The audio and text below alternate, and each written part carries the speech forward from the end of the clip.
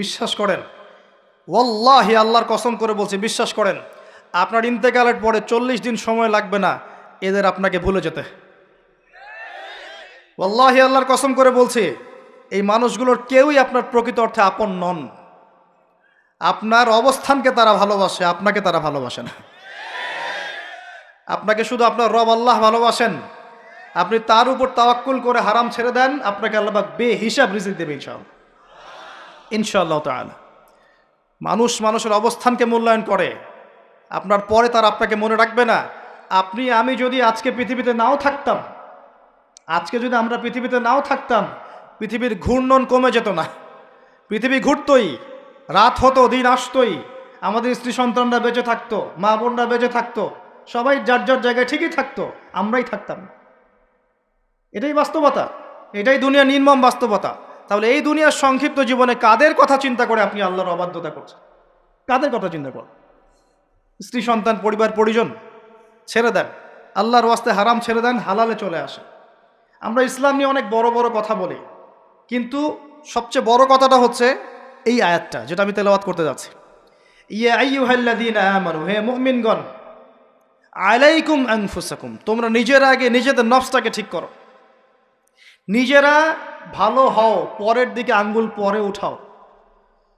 নিজেরা ঠিক হও, নিজে আগে জ্ঞান অর্জন করি, নিজে আগে আমল করি, নিজে আগে হালাল খাই, নিজে পরিবার ঠিক করি, নিজে আমি দিন ইসলামের জন্য ক্ষুদ্র পরিসরে কিছু করার চেষ্টা করি, অন্যের ভুলের দিকে আঙ্গুল পরে উঠাই।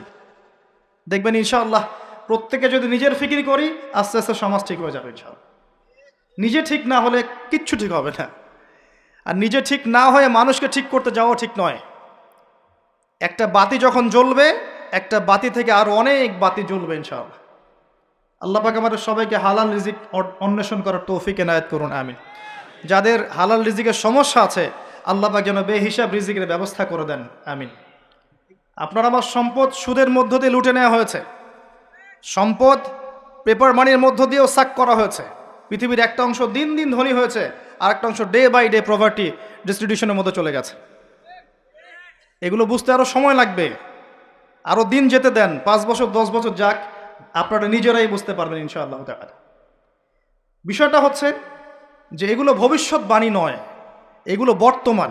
যখন মানুষ বাহ্যিক এবং অভ্যন্তরীণ জ্ঞান রাখবে না, তার কাছে বর্তমানের ঘটনাকে ভবিষ্যৎ মনে হবে। বর্তমান সম্পর্কে মানুষ যখন ওয়াকেফাল থাকবে না, গাফেল থাকবে যে বিশ্বে কি হচ্ছে, কি চলছে, জিওপলিটিক্সে কি চলছে, মিলিটারি সেকশনে কি চলছে, ইকোনমিক্সে কি চলছে, এই ফেতনাগুলোর মধ্যে, তখন মানুষের কাছে মনে হবে এগুলো হয়তো ভবিষ্যৎবাণী। আসলে এগুলো ভবিষ্যৎবাণী নয়, এগুলো সবই বর্তমান। বর্তমান সম্পর্কে আপনি অজ্ঞ বলেই বা আপনি জ্ঞান অর্জন করার ফিকির নেই বলেই আপনার কাছে এগুলোকে ভবিষ্যৎবাণী মনে হচ্ছে। আপনি 2 চোখ খোলেন, খিদিরের মতো হন আলাইহিস সালাম, আপনি দেখবেন সব কিছু আপনার কাছে স্পষ্ট হয়ে যাবে ইনশাআল্লাহ। আমরা এমন একটা সময় বাস করছি যেখানে আখিরুজ্জামানের ম্যাক্সিমাম সাইনগুলো দেখা যাচ্ছে, ম্যাক্সিমাম। ডে বাই ডে আপনি ধর্ষণের বৃদ্ধি দেখতে পারবেন, ডে বাই ডে আপনি জেনা বাড়বে দেখবেন, মাদকদ্রব্য মানুষ বেশি বেশি খাবে। একটা মানুষ খুঁজে পাবেন না যে ব্যক্তি সুদ থেকে 100% মুক্ত থাকতে পারবে, একটা মানুষও পাবেন না। বাহ্যিক বিষয় বাদ দেন, ইন্টারনালে আসেন। মনে করেন আমি একটা বাসায় ভাড়া থাকি, এখন বাসার মালিক লোন নিয়ে বাড়ি করেছে, আমার মতো আরও 10টা ভাড়াটিয়া আছে, সবার টাকা নিয়ে সে লোন শোধ করছে। পরোক্ষভাবে আমিও সুদ খাচ্ছি, এখানে আমিও সুদের সাথে সম্পৃক্ত আছি। এটা সেই জামানা, যে জামানা সম্পর্কে নবী সাল্লাল্লাহু আলাইহি ওয়াসাল্লাম বলেছিলেন যে যে ব্যক্তি সুদ থেকে দূরে থাকতে চাইবে, আখিরুজ্জামানে তার গায়েও সুদের ছিটাফোঁটা গিয়ে লাগবে, কেউ মুক্ত থাকতে পারবে না। টপ টু বটম দেখবেন সুদই কারবারের সয়লা। আর কেন রাগ হচ্ছেন আমার সাথে? আল্লাহ রাব্বুল আলামিন পবিত্র কোরআনে বলেছেন, ইয়া আইয়ুহাল্লাযীনা আমানু, আমি আপনাকে আল্লাহর কালামটুকু শোনাতে এসেছি। জোর করে কাউকে কিছু মানানো যায়? এটা ইসলাম শেখায়? ইসলাম তরবারির জোরে কোনো কিছুকে মানতে শেখায়? ইসলাম শুধু দাওয়াত দিতে শেখায়। ফাযাক্কির ইন্নামা আনতা মুযাক্কির, শুধু অনুবাদ করতে চাচ্ছি আল্লাহর কথা। যে কোনো আলেমের কাছে গিয়ে অনুবাদের সত্যতা যাচাই করে নিয়েন। আল্লাহ বলছেন, ইয়া আইয়ুহাল্লাযীনা আমানু, হে মুমিনগণ, ইত্তাকুল্লাহ, তোমরা আল্লাহকে ভয় করো। ওয়া যারু মা বাকিয়া মিনার রিবা, সুদগুলো ছেড়ে দাও, সুদের অবশিষ্ট অংশগুলো ছেড়ে দাও। ইন কুনতুম মুমিনিন, যদি প্রকৃত অর্থে মুমিন হয়ে থাকো। ওয়া ইন লাম তাফআলু, যদি তোমরা এই কাজটা না করো অর্থাৎ সুদ না ছেড়ে দাও, ওয়া ইন লাম তাফআলু, যদি তোমরা সুদ না ছাড়ো, কে বলছেন? ফাযানু বিহারবিন মিনাল্লাহি ওয়া রাসূলিহি, তাহলে আল্লাহ এবং তার রাসূলের সাথে যুদ্ধের ঘোষণা শুনে রাখো। Path is yours, the road is yours, রাস্তা আপনার, পথ আপনার, চুজ ইউর পাথ, আপনি আপনার রাস্তা সিলেক্ট করেন। আপনি আল্লাহর সাথে যুদ্ধ করবেন, তার নবীর সাথে যুদ্ধ করবেন, নাকি এগুলো ছেড়ে দিয়ে আল্লাহওয়ালা হবেন, আপনার সিদ্ধান্ত। কে আপনাকে বাধ্য করবে? কেউ নেই বাধ্য করা, কেউ বাধ্য করবেন আপনাকে। এটা আপনি ফিকির করবেন সারা জীবন যে হারাম রিজিকটা আপনি খাচ্ছেন, এইটা দিয়ে কি আপনার হজটা কবুল হবে কিনা, এটা দিয়ে আপনার উমরাটা কবুল হবে কিনা, এই টাকায় যখন সন্তান সন্ততি বড় হবে এরাও আল্লাহওয়ালা হবে কিনা, আপনি ফিকির করেন। আপনি চিন্তা করেন যে নবী মুহাম্মদ সাল্লাল্লাহু আলাইহি ওয়াসাল্লাম জেনা শব্দটা মুখ থেকে বলতেও লজ্জা পেতেন, জানেন? আমাদের নবীজি জেনা শব্দটা মুখ দিয়ে বলতেও লজ্জা পেতেন। একজন সাহাবী এসেছেন, এসে বলেছেন যে আমি অন্যায় করেছি ইয়া রাসূলুল্লাহ, আমি অন্যায় করেছি ইয়া রাসূলুল্লাহ, আমাকে পবিত্র করুন, দুনিয়াতে আমাকে শাস্তি দিয়ে দিন, পরকালে আমাকে কোনো শাস্তি দিয়েন না। নবীজি মুখ ফিরিয়ে নেন, একবার ডানে একবার বামে মুখ ফিরিয়ে নেন, তার কথা যেন তিনি শুনছেন না। বলছেন বাসায় যাও, বাসায় গিয়ে ক্ষমা চাও, আল্লাহ মাফ করে দিবেন।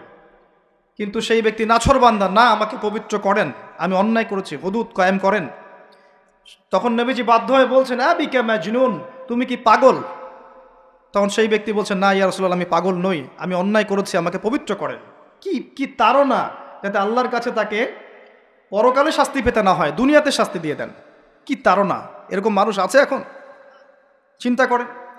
তখন নবীজি বলছেন, এই কথাটা শোনেন, নবী সাল্লাল্লাহু আলাইহি ওয়াসাল্লাম বলছেন তুমি কি করেছো, তুমি কি এমন কাজ করেছো, লিসেন, তুমি কি এমন কাজ করেছো, সুরমা দানি